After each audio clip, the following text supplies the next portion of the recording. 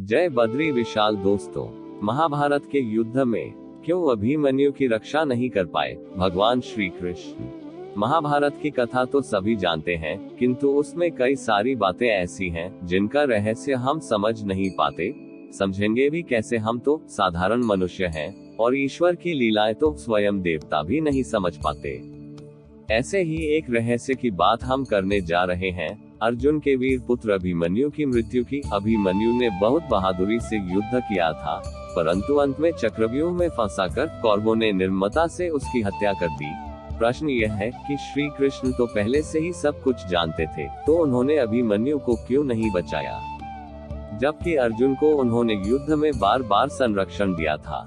धर्म की स्थापना।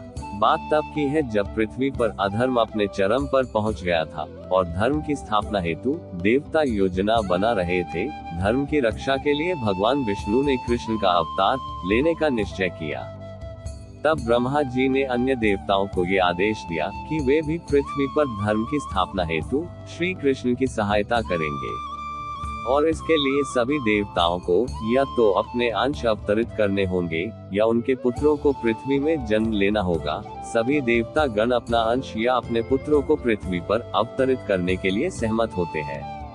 परंतु जब चंद्रदेव को पता चलता है कि उनके पुत्र वर्चा को भी पृथ्वी पर जन्म लेने का आदेश मिला है, तो वे व्याकुल हो गए और इस आदेश का विरोध करने लगे। वे अपने पुत्र से दूर नहीं रह सकते थे, परंतु सभी देवताओं ने उन्हें समझाया कि ये परम पिता ब्रह्मा का आदेश है, जिसे उन्हें मान्य ही होगा, और धर्म की स्थापना के लिए कार्य करना सभी देवताओं का कर्तव्य है। चंद्रदेव की शर्त। सबकी बात सुनकर चंद्रदेव वर्चा के अवतरण के लिए सहमत हो गए, पर उन्होंने एक शर्त रखी।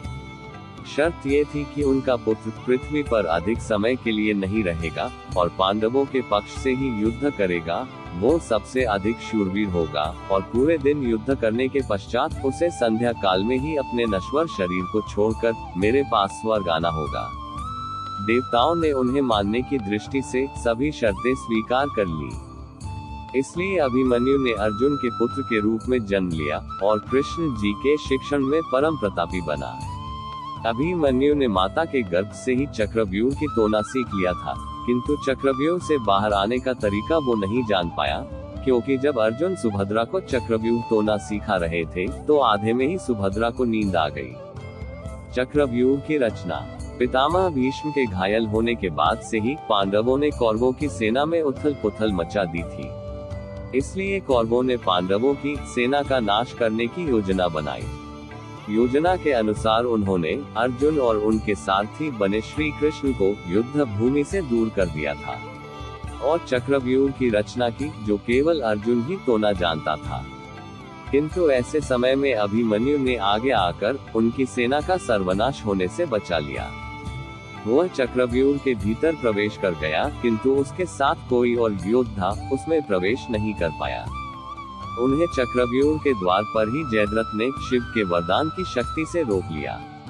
अभिमन्यु अकेला ही 6 महारथियों से लड़ा। वह घायल होकर भी लड़ता रहा, हार नहीं मानी, और जब अभिमन्यु के हाथ से शस्त्र भी टूटकर गिर गए, तब भी वह रथ के पहिए से लड़ता रहा। और ऐसे ही संध्या काल तक लड़ते लड़ते उसके शरीर से रक्त की हर एक बूंद भूमि पर गिर गई और वह वीरगति को प्राप्त हुआ। और इस प्रकार अपनी बहादुरी के कारण वो युद्ध भूमि का सबसे शूरवीर योद्धा कहलाया और शर्तानुसार जल्द ही स्वर्ग को प्रस्थान कर गया। यही कारण था कि श्री कृष्ण ने सब कुछ जानते हुए भी अभिमन्यु के प्राणों की रक्षा नहीं की और उसकी नियति में कोई बाधा उत्पन्न नहीं की। आपको कैसी लगी हमारी यह जानकारी?